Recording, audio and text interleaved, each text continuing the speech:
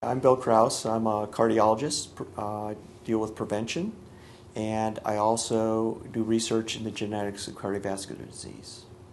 I think that there's a misperception in the general community about how important genetics are to determining disease. There are some conditions where one simple variant in a gene can lead to disease, but most of the diseases that I'm dealing with, which are lifestyle diseases, involve multiple genes.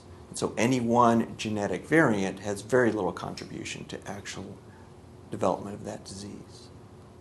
We know that lifestyle can have a very strong determinant on whether one develops disease given a given genetic background. In particular, diet, exercise, eating habits, sleep habits, all can modify genetic responses, and there are strong interactions between what people do as behavior and their genetic background.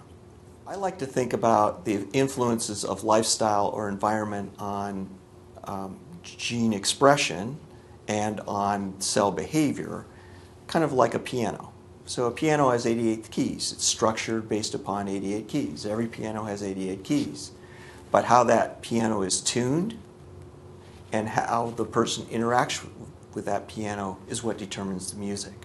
And it's the same thing with genes. The gene code is fixed for an individual, but how that gene is modified by behavior and environment can determine actually how the cell behaves that contains that gene. So for complex diseases with which I deal, or with metabolic responses, which are very important for exercise, the contribution of genetics is probably about a quarter to a half. That means behavior, or the environmental component, is a very strong determinant of what actually happens. The way cells work is that they have a certain genetic code contained within them. But we have to figure out how to turn those genes on and create proteins from those genes, and how to turn the genes off in an appropriate contextual way. One way the cell does this is by methylating genes when they want to turn them off. When they turn them off, it's like a switch. The gene can no longer code for RNA, no longer code for protein, doesn't express that gene. We are learning a lot about epigenetics now. What can influence that? It's clear that environment is a very strong predictor. In particular, exercise, we know, one single bout of exercise can differentially methylate genes or turn that switch on and off to the favorable benefit of the individual. That is, one exposure to exercise can cause a whole program of genes to be induced that can increase one's fitness level, for example. Now, how long those switches are on, what turns them off, what kind of exercise is better, those are all questions that we have to look at going forward. Yeah. So, of course, everyone's looking for the exercise drug. That is a medicinal that can mimic the very profound and systemic effects of exercise. I'm a firm believer that that will never happen.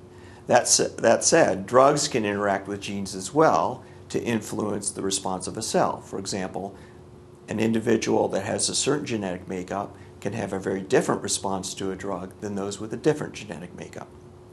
Likewise, lifestyle can interact with drugs and with genes to create responses. And so that has been the focus of my work recently and will be for the next period of time.